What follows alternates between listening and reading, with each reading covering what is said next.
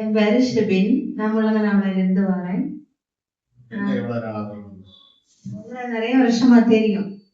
அந்த இது தெரப்பி குடிக்கிறது முன்னாடி தெரியும். சார் கூப்பிட்டாங்க, நான் அப்போ வரல. அடுத்தது கொஞ்ச நாளா என்னோட சிஸ்டர் கூப்பிட்டா, அப்போ நான் வரல.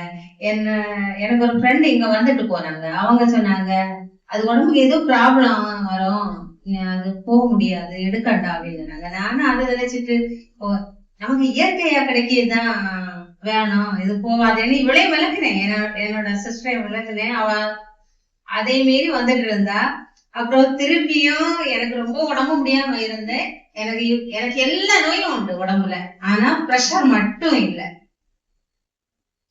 சாரு கூட இப்போ 7ஆம் தேதி 8ஆம்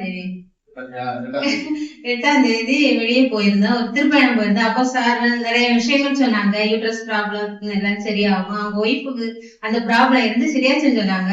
அப்பதான் எங்க வீட்டுக்காரன் சொன்னாங்க, நீ ஒரு நாள் போய் பாரு அப்படின்னு. அப்ப நான் சொன்னேன், இப்படி என்னோட சிஸ்டர் அவ்வளவு கூப்பிட்டா, தங்கச்சி கூப்பிட்டா, நான் தான் போகல.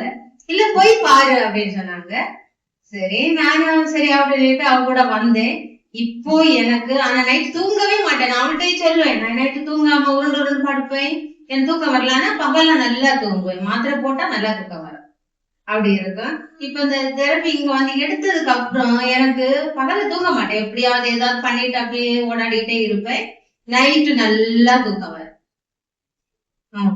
நல்லா தூங்கி என் பையன் கேட்பான், அம்மா நீங்க நல்லா தூங்குறியா, என்னாச்சு என்னாச்சு உங்களுக்கு உடம்பு சரியில்லையோ? நான் இப்ப கேட்டுட்டே இருக்கேன். இல்ல மோனே நான் நல்லா இருக்கேன், ஆனா தூக்கம் வருது எனக்கு. அந்த தெரபி சென்டருக்கு போற இல்ல மோனே, நல்லா தூக்கம் வருது, இப்ப நல்லா தூக்கம் வருது எனக்கு. ரொம்ப சந்தோஷம். இந்த பிள்ளைங்க நல்ல ஒரு கேர் பண்ணுங்க.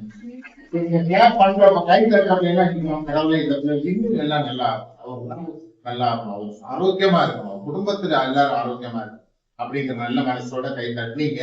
அதுக்கு ரொம்ப என்ன சொன்னேன்னா, என்னால இன்சுலின் போட முடியாது, நான் எடுக்க மாட்டேன் அப்படின்னு. தைராய்டு டேப்லெட்ஸ் எடுக்கணும், கொலஸ்ட்ரால் டேப்லெட்ஸ் எடுக்கணும். அதெல்லாம் எடுத்து எடுத்து எனக்கு உடம்பு ரொம்ப வீக் ஆயிட்டு தான் இருந்தது.